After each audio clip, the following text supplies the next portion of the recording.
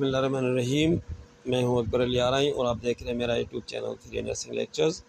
Dear viewers, आज हम इसके सेकंड वीडियो बना रहे हैं और सेकंड वीडियो में मैंने आपको कहा था कि हम क्वेश्चन नंबर 11 से लेके 20 तक इसको सॉल्व करेंगे।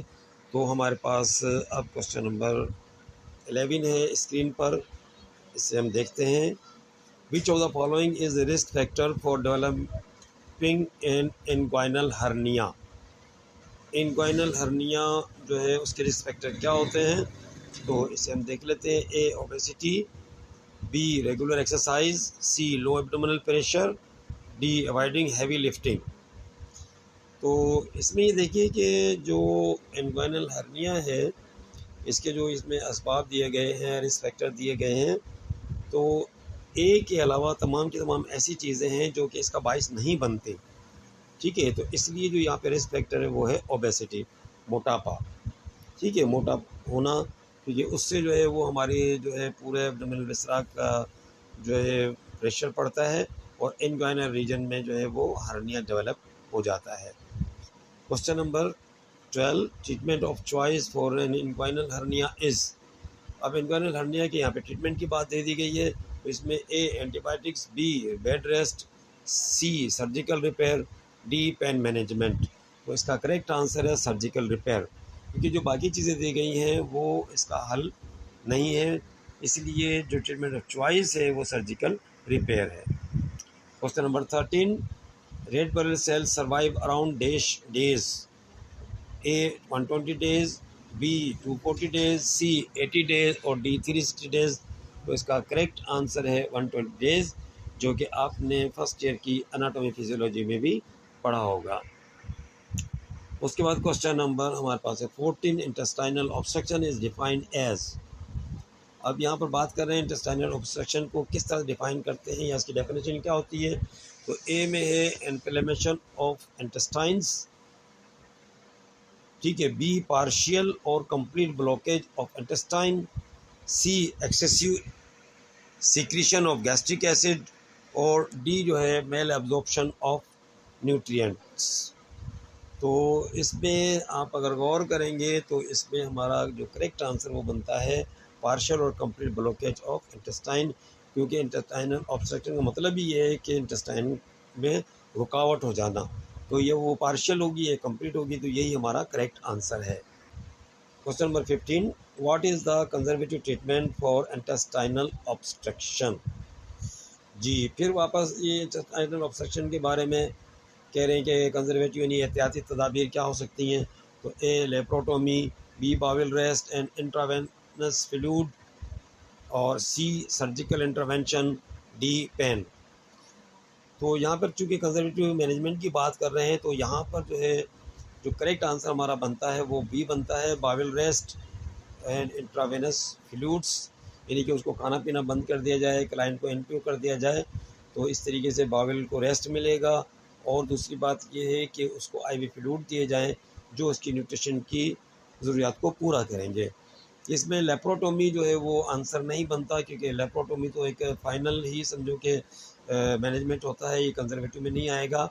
लेप्रोटोमी का मतलब होता है कि एब्डोमेन को ओपन करना और फिर जो है वो कोई एब्नॉर्मलिटी की सर्जरी करना। सर्जिकल इंटरवेंशन अपने ऊपर इसका अभी देखा था, एक हमारा क्वेश्चन था उसमें, ठीक है, कि सर्जिकल जो हर्निया के बारे में था सर्जिकल इंटरवेंशन। तो सर्जिकल इंटरवेंशन भी जो है वो लेट मैनेजमेंट है। ठीक है, ये पहले कंजर्वेटिव ट्रीटमेंट चलता है या कंजर्वेटिव मैनेजमेंट चलती है, उसके बाद जो है वो हम आते हैं सर्जरी की तरफ से। और डी पेन मैनेजमेंट है, तो पेन मैनेजमेंट भी इसका हल नहीं होता। तो कंजर्वेटिव मैनेजमेंट का जो सही वो काम है वो इस तरह से अंजाम दे सकता है कि बाउल को रेस्ट दें और इंट्रावेनस फ्लूइड दें। Question number 16, नमूनिया is an infection of. अब यहाँ पर ये पूछ रहे हैं कि नमूनिया किसका इन्फेक्शन है। A heart, B lungs, C liver और डी किडनीज। तो इसका करेक्ट आंसर है लंग्स। ठीक है जी, नमूनिया जो है वो लंग्स की डिजीज़ है। तो क्वेश्चन नंबर 17 में हमारे पास है what is the recommended site for intramuscular injection in infants. कि बच्चों में जो इंट्रामस्कुलर इंजेक्शन है यानी कि इन्फेंट्स में, उसके लिए रिकमेंडेड साइट कौन सा है? तो A dorsogluteal muscle, B vastus lateralis muscle, ठीक है, और C deltoid muscle, D bicep muscles. तो इसका करेक्ट आंसर है वास्टस लैटरस मसल, ठीक है जी। ये हमारे एंटीरियर्स जो है साइड पर होती है थाई में, और लेटरल साइड पर। इसकी मैं तस्वीरें इसमें शेयर कर रहा हूँ, उससे आपको क्लियर समझ में आ जाएगा। क्वेश्चन नंबर 18 है इसके बाद, what is the priority nursing intervention for a child experiencing A febrile seizure? यानी बुखार के साथ उसको दौरे पड़ गए हैं, तो उसमें प्रायोरिटी नर्सिंग केयर क्या होगी? तो इसके जवाब दिए गए हैं, A administering antipyretic medication, B placing the child in a cool bath, C ensuring a patient airway in protecting the child from injury, or D applying cold compression to the forehead। अब यहाँ पर चूँकि बात है scissor की, तो इसलिए इसका जो करेक्ट आंसर हमारे पास बनता है वो बनता है C, ensuring the patient airway and protecting the child from injury, के चाइल्ड को हमें इंजरी से बचाना है, ठीक है, और एयरवे को हमें क्लियर रखना है। क्वेश्चन नंबर 19 है हमारे पास,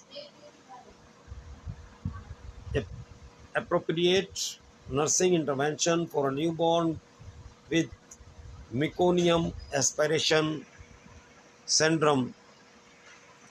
तो यहाँ पे सवाल किया गया कि appropriate nursing intervention क्या होगा एक न्यूबॉर्न के जिसने कि मेकोनियम जो एस्पायरेशन हो गया है उसको? तो A administering supplemental oxygen, B encouraging breast feeding, C performing chest physiotherapy, और D suction the airway.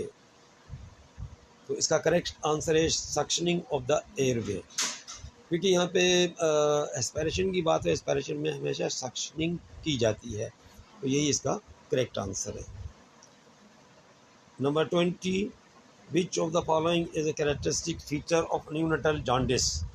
Neonatal jaundice जो है उसमें जो है क्लिनिकल उसका फीचर क्या है, यानी कि साइन सिम्टम क्या है? तो इसमें A bradycardia, B hypothermia, C hyperbilirubinemia, और डी है हाइपर ग्लाइसीमिया। तो इसका करेक्ट आंसर है हाइपर बिलीरुबिनीमिया, क्योंकि इसमें जो है बिलीरुबिन जो है वो बढ़ जाती है, ठीक है, हमारे ब्लड में। तो इसी की वजह से जो है जॉन्डिस होता है, न्यूनेटल जॉन्डिस, और उसमें येलो डिस्कलरेशन हो जाती है बेबी की। सवाल हो, कोई क्लैरिफिकेशन चाहें तो वीडियो के कमेंट्स में ज़रूर लिखें ताकि मैं उसका जवाब दूं, और कोशिश करके आप वीडियो के कमेंट्स में ही आप क्वेश्चन क्या करें ताकि उससे दूसरे लोग भी फ़ायदा उठा सकते हैं।